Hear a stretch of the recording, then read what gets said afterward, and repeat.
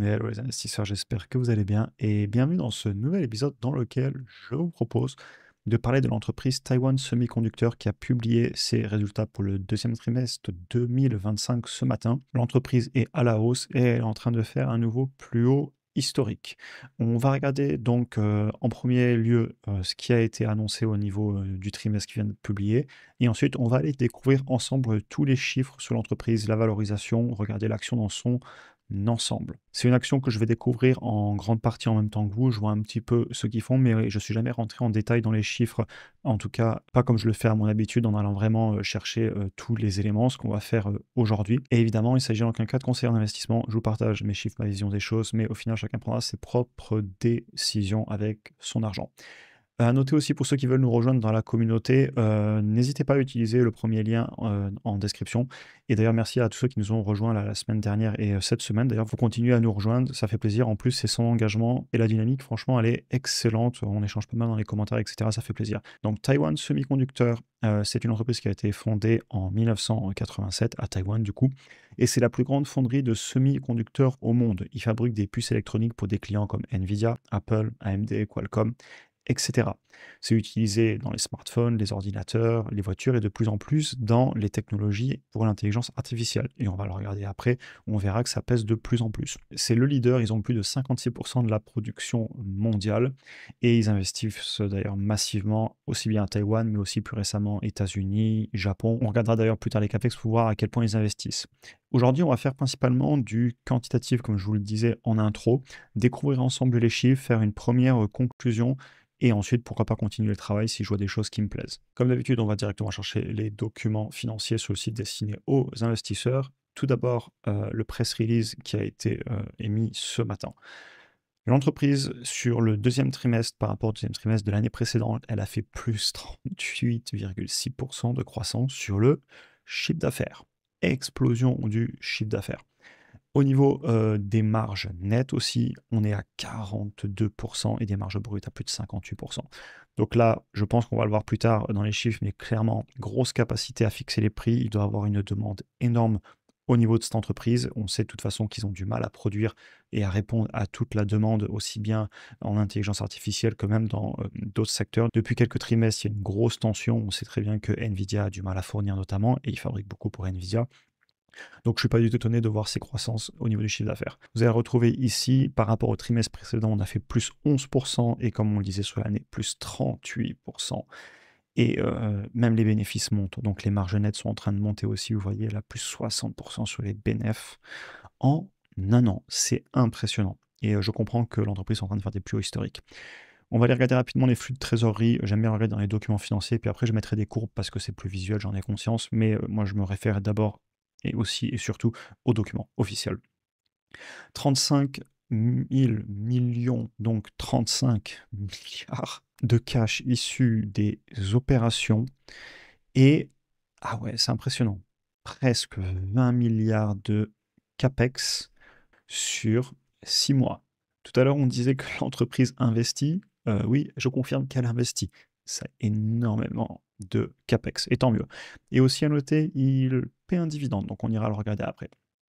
Rapidement aussi dans la présentation, on va retrouver les marges qui sont en train d'augmenter. Attendez, je vais zoomer un petit peu sur le PDF. Voilà. Là, les marges nettes, elles sont à 42,7% et elles étaient à 36,8% il y a un an en comparaison. Donc, capacité à fixer les prix. Clairement, les personnes achètent et on voit que c'est en flux tendu. Ils n'ont pas de problème à vendre le prix qu'ils veulent, j'imagine. Je voulais vous montrer aussi, d'ailleurs ça me rappelle aussi à ce qu'on disait hier sur ASML et sur les machines de dernière technologie que Taiwan Semiconductor achète pour produire. Vous voyez que les 3 nanomètres, donc ça c'est la taille de gravage dans les machines de photolithographie. Le 3 nanomètres est en train de monter en puissance. Vous voyez que le 5 nanomètres est pour l'instant toujours le gros du chiffre d'affaires. Mais comme quoi, on retrouve ce qu'on disait juste avant, c'était où les CAPEX, hein. L'entreprise investit massivement dans les outils de production pour toujours être à la pointe de la technologie. Et je voulais aussi vous montrer que les smartphones pèsent toujours énormément, notamment un de leurs gros clients, c'est Apple, mais aussi tout ce qui est les composants de très haute performance pour le computing, donc tout ce qui est les calculs, vous voyez que c'est 60% du chiffre d'affaires. Donc l'entreprise est aussi très clairement axée sur composants de calcul de haute performance pour évidemment l'intelligence artificielle, mais aussi ils font des produits hein, pour les ordinateurs, les cartes graphiques, etc. Donc voilà un peu pour les documents financiers officiels. Maintenant, on va aller comme d'habitude voir les graphiques sur un logiciel. C'est quand même plus visuel, je suis d'accord. Et c'est pour ça que j'aime bien vous le montrer. Ok, bon là vous avez la croissance du chiffre d'affaires. Depuis 10 ans, on composait plus de 14% de croissance du chiffre d'affaires tous les ans. Et on est sur une marge nette avec une médiane sur 10 ans de plus de 36%. Et récemment, les marges, comme on le disait, à 41, 42%. Et des marges brutes à plus de 50%, elles sont ici. Donc franchement, bravo. Qu'est-ce qu'il est bien géré ce business. On a quand même plus que triplé le chiffre d'affaires en 10 ans ici. Et les marges tiennent et même elles augmentent dans le temps. Je commence déjà à imaginer que l'entreprise va s'échanger à un certain ratio de prix. On verra combien elle se paye. J'ai aucune idée des valorisations. Je ne l'ai pas regardé en amont. Mais là, pour l'instant, franchement, bravo. Donc, ils génèrent du cash. Par contre, on a vu qu'ils en investissaient énormément pour faire grossir leurs usines, les nouvelles machines, etc. En CapEx, on va aller le regarder. Juste avant, je voulais regarder les stock-based compensation. Ah, ça c'est bien. La direction et les employés, ils ne se payent pas grassement du tout. On est à 0,17% des flux de trésor. Donc, rien à dire. Super. Dividende, ils nous payent un dividende en effet. Ensuite, ils peuvent largement payer le dividende. Le taux de distribution, il est à combien? Bah d'ailleurs, ouais, on va faire le dividende maintenant. Taux de distribution à 50% à peu près. Ok. Ils payent un dividende, c'est leur stratégie. Augmentation du dividende de plus de 12% par an depuis 5 ans en composé. Et l'entreprise explose le S&P 500 là, sur 10 ans. Et si on se met sur un petit peu moins de temps, pareil. Donc l'entreprise a eu une performance absolument incroyable. Bravo à tous ceux qui sont sur cette entreprise. Et je sais que certains parmi vous le sont. J'en ai parlé d'ailleurs avec certains parmi vous dans le programme qui sont sur Taiwan Semiconductor. Bravo à vous. Alors, non, c'est pas là que je voulais revenir, c'est ici. Qu'est-ce qui se passe au niveau du cash? Total cash. On va prendre tout le cash. Je veux voir la dette court terme et long terme. J'imagine qu'il y a quand même de la dette. Et quelle est la tendance? Donc on va se mettre là sur les dernières années. Donc le cash, ils ont beaucoup de cash en stock, hein. Le cash visuellement permet de couvrir la dette court terme, la dette long terme. Et le flux de trésorerie disponible tout seul, si on arrêtait de payer le dividende, nous payerait la dette long terme en un an. Il n'y a aucun problème, c'est hyper propre. Enfin, évidemment, ce serait parfait s'il n'y avait pas de dette du tout, mais il y en a tellement peu que, bon, ils peuvent la rembourser en un an. Je comprends qu'ils en aient un petit peu. Ça se justifie tout à fait. Rien à dire, c'est ultra propre. Est-ce qu'ils rachètent des actions? On va aller regarder ça aussi, par curiosité. Je suis pas certain parce qu'ils payent déjà beaucoup en termes de dividendes. Donc, est-ce qu'ils rachètent des actions? C'est pas forcément nécessaire. Non, ils en rachètent pas. Par contre, ils en diluent pas non plus. D'ailleurs, on l'a vu, il y a très peu de compensation destinée aux employés, donc rien à dire, ça ne bouge pas. Ils sont à 0% de variation. On va regarder la R&D, un petit peu les stocks aussi. Ça dépend, mais quand on est sur des entreprises quand même industrielles, j'aime bien regarder ça. Alors, la R&D, il y en a, mais je pense pas que ça pèse énormément parce que c'est quand même une entreprise très industrielle. C'est pour ça que je préférais aller voir quand même les stocks, même si on se doute, vu la capacité à fixer les prix, qu'il ne doit pas avoir trop de stock non plus, ils doivent travailler quand même pas mal en flux tendu. Pardon, donc je reviens à mes moutons. R&D par rapport au chiffre d'affaires, ouais, c'est très peu. Bon, ben, normal, c'est de l'industriel. Par contre, hein, les CAPEX, oui, ils sont élevés, c'est ce qu'on se disait. Ils investissent dans leur outil de production, ce qui est plus cohérent sur ce genre d'entreprise. Et je voulais voir aussi avec vous nos inventaires. On va aller dans la balance sheet les chercher. Ils sont là. Et pareil, vous voyez, il y en a très peu. Donc, comme quoi, on se le disait, ils sont pas en flux tendu. Il y a toujours un peu d'inventaire. Mais pour de l'industriel, bah, franchement, on retrouve la capacité à fixer les prix. Comme quoi, tout est lié en investissement quand vous commencez à avoir ces mécaniques. Et d'ailleurs, c'est pour ça que je fais maximum de vidéos comme ça où je rentre en détail et le plus en découverte possible des chiffres avec vous quand je connais pas trop l'entreprise, plutôt que de préparer en amont et de vous donner le résultat. Là, au moins, vous voyez la démarche en même temps que moi, que je la fais. Et ça permet aussi de se rendre compte que tout est lié dans une entreprise. En fait, on retrouve nos belles marges, notre capacité à fixer les prix et notre croissance, et ça se voit à travers Le fait qu'ils ont très peu de stock, alors que c'est de l'industriel, ils génèrent beaucoup de cash, ils réinvestissent beaucoup. Quand on réinvestit beaucoup et qu'on est le leader, on a le chiffre d'affaires qui augmente, etc. Tout est lié. Et cette façon de faire des vidéos, session de travail un petit peu que j'aime bien faire de plus en plus sur YouTube, c'est aussi ce qu'on fait dans le programme et dans la communauté.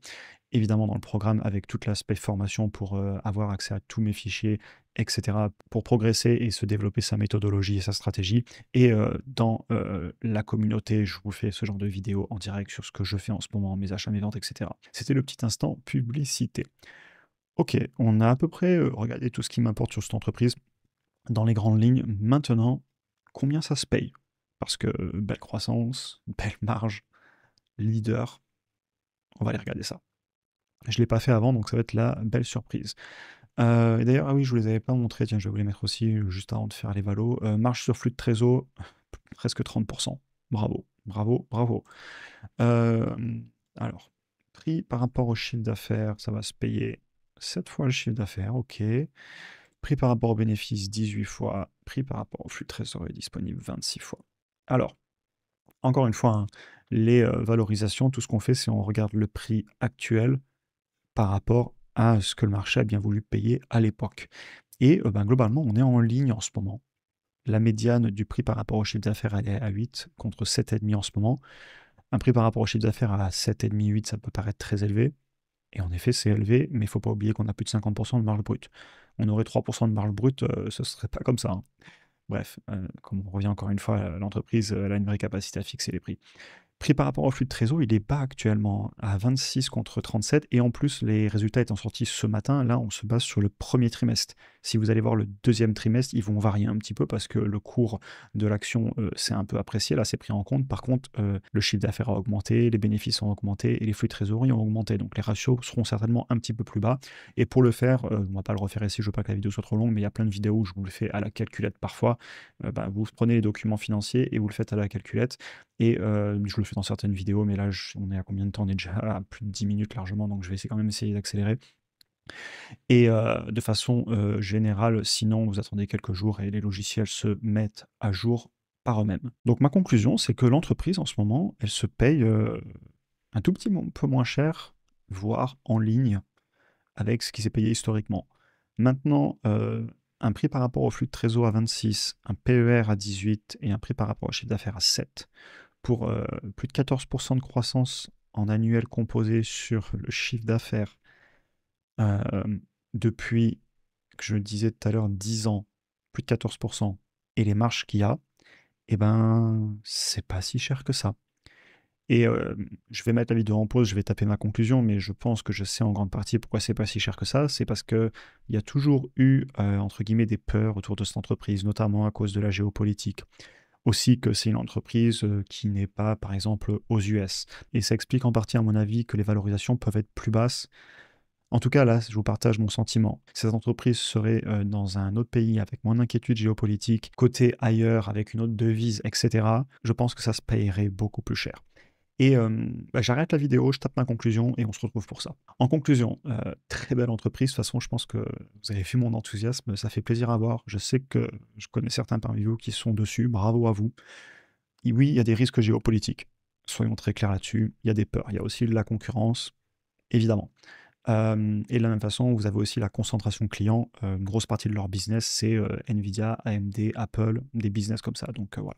Et la concurrence, pensez à Samsung, à Intel, notamment de très connus. Mais vu les chiffres, ça vaut le coup de continuer d'analyser le dossier. Rien que parce qu'il m'a été beaucoup demandé, je pense que je continuerai le travail dans le temps. N'hésitez pas d'ailleurs à me tenir au courant en commentaire, peut-être dans quelques mois, au prochain trimestre, en parler sur YouTube. Et aussi pour ceux qui sont dans la communauté, n'hésitez pas à me dire dans le dernier post que j'avais fait où je vous demandais des actions qui pourraient vous intéresser en ce moment, peut-être qu'on se le fera dans la communauté aussi. Pourquoi pas, si ça intéresse. Les valorisations sont à peine élevées à mon goût. Et franchement, je peux le comprendre. Le prix par rapport au flux de trésor et le PER ne me choque pas, et même le prix par rapport au chiffre d'affaires, on a quand même des sacrées marges brutes. Donc, je peux le comprendre, c'est un leader, ils ont des bonnes marges en croissance. Attention, capacité à fixer les prix en ce moment, parce qu'il y a une demande énorme. Si un jour on a une capacité de production qui est assez élevée, évidemment que bah, peut-être que les marges vont baisser un petit peu. Pareil, chiffre d'affaires en croissance, oui, mais attention, on est quand même sur du semi-cyclique, voire du cyclique, parce qu'ils ont beaucoup de composants électroniques qui vont dans les téléphones, les ordinateurs, qui sont quand même des biens de consommation assez chers, et on sait qu'on peut avoir du cyclique là-dessus. Un petit peu moins, j'imagine, sur l'IA du moment que la demande est là, donc ça va peut-être les aider à devenir de moins en moins cycliques dans le temps, mais c'est quand même à prendre en compte. Je conclurai la vidéo en disant que j'aime beaucoup le secteur euh, globalement des semi-conducteurs, de l'intelligence artificielle. Vous savez que je suis exposé à ce secteur via pas mal d'entreprises. Ça fait plaisir au niveau des chiffres et je comprends l'intérêt très fort autour de l'entreprise. Comme je vous le disais, bravo à ceux qui sont dessus. Même moi, pourquoi pas, un jour je pourrais m'y intéresser, même si je vous en reparle juste après. Je tenais aussi à vous dire, j'espère que la vidéo, ce format, je sais qu'on m'a déjà dit en commentaire qu'il intéresse, mais l'objectif, c'est aussi de faire une analyse, même si après je mets du temps à me décider, à digérer le dossier, j'en referai d'autres vidéos certainement dans le futur, mais si ça peut vous aider en complément de votre analyse, puisque évidemment vous menez vos propres analyses, je le sais, bah, j'espère que ça peut aider, je tenais à vous le dire. Et actuellement, je ne suis pas sur cette entreprise. Je vais continuer à analyser le dossier pour toutes les raisons que je vous citais avant. Je suis toujours prudent sur mon exposition en direct en Asie, mais franchement, je comprends l'intérêt. Et si je vous dis que je suis prudent, c'est parce que j'ai vécu pas mal d'années en Asie, notamment en Chine. Et s'il y a bien une chose que je sais, c'est que je ne sais pas grand-chose. Et quand on a vécu là-bas, on comprend pourquoi le marché, des fois, met une valorisation plus basse sur les entreprises là-bas. C'est pas la même culture, notamment. Là, ça va, on est quand même sur une entreprise qui tient une fiscalité en anglais, qui utilise les standards américains en partie parce qu'ils ont aussi une cotation faite aux US. Vous l'avez ici, là, en dollars. Mais à ce jour, je m'expose à l'Asie, pas en direct, pas en action individuelle. J'en ai souvent parlé sur la chaîne pour toutes ces raisons. C'est très personnel comme avis, mais ça ne veut pas dire que j'aime pas l'entreprise. Bien au contraire, je vois beaucoup de choses que j'aime beaucoup. On en a fini pour aujourd'hui, j'espère que ça vous aura intéressé. Comme je vous le disais, les liens en commentaire pour ceux qui veulent aller plus loin dans leur apprentissage avec le programme et ou avec la communauté pour voir tous mes mouvements, ce que je fais, les analyses en cours, etc. Et pour tout le monde, sinon, on se retrouve bientôt sur YouTube pour une prochaine vidéo. Je prends de plus en plus de plaisir à faire des vidéos, surtout celles où, pendant les saisons de résultats, on découvre des chiffres ensemble, etc. Pareil, la dynamique dans la communauté, franchement, c'est super. Je prends beaucoup de plaisir en coaching aussi avec ceux qui ont rejoint le programme avec l'option coaching. C'est un vrai plaisir de travailler avec vous. Enfin bref, je me perds dans mes pensées. Je vous souhaite une excellente journée et à très bientôt pour un prochain épisode.